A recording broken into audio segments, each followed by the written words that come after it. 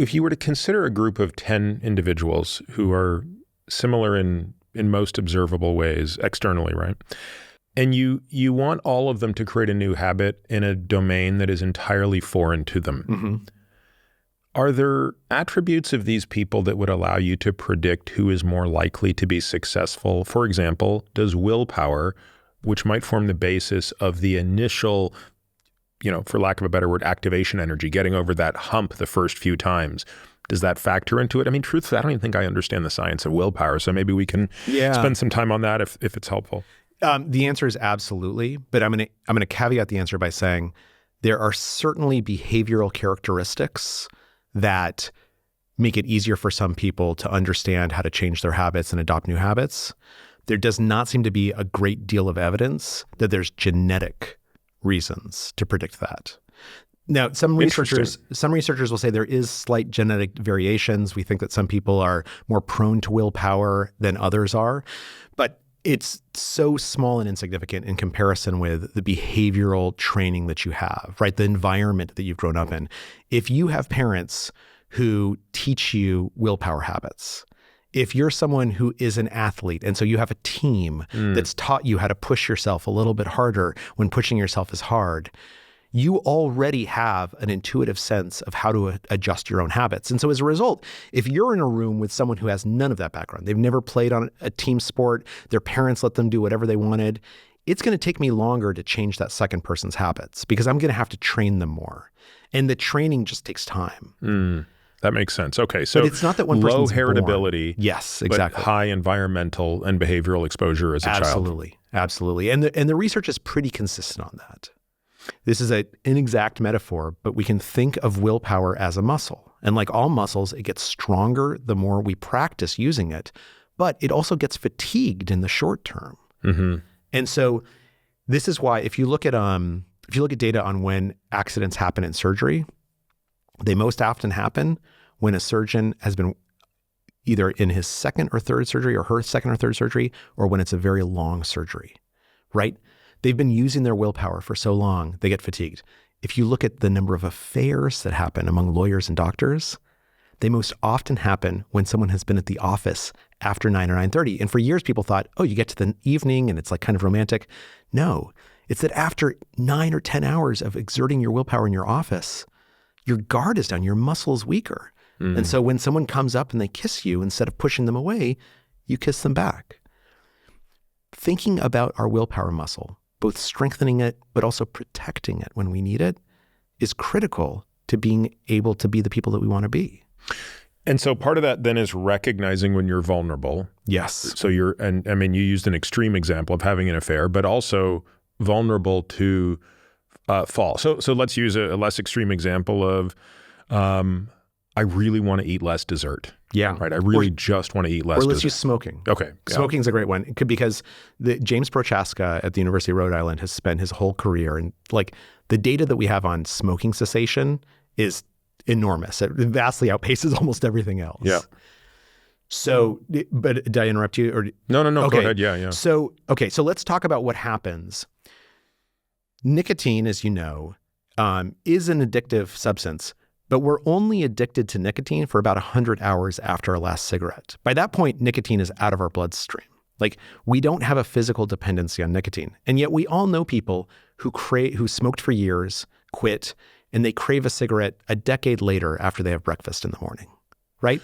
I didn't actually know that, Charles. So 4 days after you smoked your last cigarette or had your last exposure to nicotine, you no longer have a physiologic need for nicotine? Yeah, it's out of you have completed withdrawal. Now that is amazing. I had no idea of that. But what you still have, the cue. You still have the habit, and you remember the reward. Right, exactly. The habit loop still exists in your brain. Like if you have a cigarette with every morning cup of coffee, as soon as you pick up that cup of coffee, your brain is craving that nicotine. And that feels just like an addiction, a physical addiction.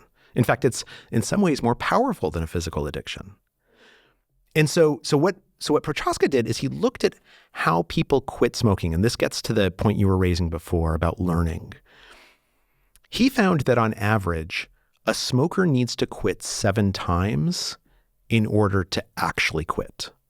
So a committed smoker, somebody who's been smoking for years, they will give up cigarettes 7 times before it actually works. Which raises this kind of interesting question. What is happening in those 7 times? Like, why 7 instead of 4? What's happening? What the research tells us is that the first time I give up cigarettes, I focus on willpower, right? I say, like, I'm going to resist these cigarettes. I'm throwing them out. I'm going to change my environment a little bit. But all those cues are still there. The craving for the reward is still there. And when my willpower gets taxed, my mother-in-law comes to town. I've had a really tough day at work. My willpower is really, that muscle has been exercised all day. That's the moment that I give in and I pick up a cigarette and I say, to hell with it. I'm going to start smoking again. And just to be clear, is what happens when you have that first cigarette? Why can you not, on that first cigarette, go, hey, it was just a lapse. I'm exhausted. Tomorrow's a new day. Well, it's because you don't have a plan, right? So you're caught off guard by this relapse. And as a result, it tends to shake our faith in ourselves, even if it's almost subconscious. It tends to shake our faith in ourselves that we can't quit. Now, that's the first time. That's the first time. Super. So I just want to interject here. This is something that we try to talk a lot to our patients about, which is because, again, we're not dealing with something that's as binary as smoking. Right. Let's just say it's exercise. And look, we've set a plan that you're going to do something for 30 minutes every day. And then you're going to have that day when you don't. What we tend to spend a lot of time coaching on is absolutely, positively, under no circumstance do you judge yourself for that day. And the next day, just get back on the horse and don't let one bad day be 2. Yeah. And then it's fine. Because I think what we see is a lot of times a person will go 6 days of an exercise, of their routine. They miss a day, they beat themselves up, and then they're done. They're like, well, forget it. I screwed up. Or it can happen in the reverse. Yeah. Well, and it makes sense, right? Because we're talking about rewards and positive rewards and negative rewards. I miss a day and I start beating up on myself. I'm flooding my brain with negative rewards, with recriminations, with feelings of shame. My brain pays attention to what gives me positive rewards and negative rewards. And it's saying, this exercise thing, it's a sucker's game. Because even if I feel good for a couple of days, You're I'm going to to feel terrible after when I miss it. So you're exactly right. We cannot engage in that self-blame. So this poor smoker, his mother-in-law who nags him comes into town. His willpower is exhausted. He's been dealing with her all day long.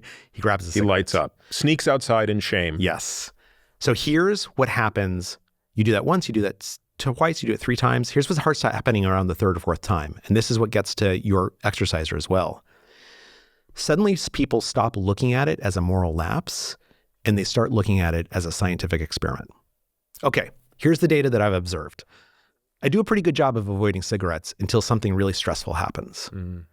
So I need to, ahead of time, figure out when that stressful thing occurs, what am I going to do instead of smoking? Because if I don't have a plan in place, what's known as an implementation intention, if I don't have a plan in place, I'm going to pick up the cigarettes. So here's my plan. Instead of beating up on myself, I'm going to write down that the next time my mother-in-law comes to town, I am going to have some sweet candy in the house because I know that I'm going to have an urge to put something in my mouth. I'm going to want some type of quick boost reward, and sugar can provide that to me, the novelty of taste. I'm going to have that candy in my house. And when she's driving me crazy, I'm going to walk over, pick up a piece of candy and go outside and eat it. So what happens is that over time, the reason why it takes 7 times to quit smoking, or the reason why your clients and your patients have these moments of willpower failure, is because instead of looking at that as a failure, we have to look at ourselves as scientists who are conducting experiments and paying attention to the data. And my wife is a scientist, and you're a scientist, so if every experiment that a scientist does succeeds, they're a terrible scientist, right? The goal is to figure out where it succeeds and where it fails and learn from the failures. We have to look at our own lives that same way and say, I meant to go run today and I didn't. Let me try and figure out why. And then I'll come up with a plan for the next time. Next time this obstacle emerges, I know what to do without having to worry about it. And is it the case you think that people are able to kind of do that on their own, or is this the enormous opportunity to coach a person through that and say, to create an accountability partner, for example, and say, look, I want to hear about it when you fail just as much as I want to hear about it when you succeed. Yes. And when you fail, I'm going to direct all of the inquiry towards learning. What did you learn? What can we, I'm Peter Attia. This podcast relies exclusively on premium subscribers for support, which allows us to provide all our content without taking a single penny from advertisers. I believe this keeps my content honest, making it a trusted resource for listeners like you. As a premium member, you'll get immediate access to our entire back catalog of AMA episodes and all future AMA episodes. You'll get longevity-focused premium articles packed with actionable insights.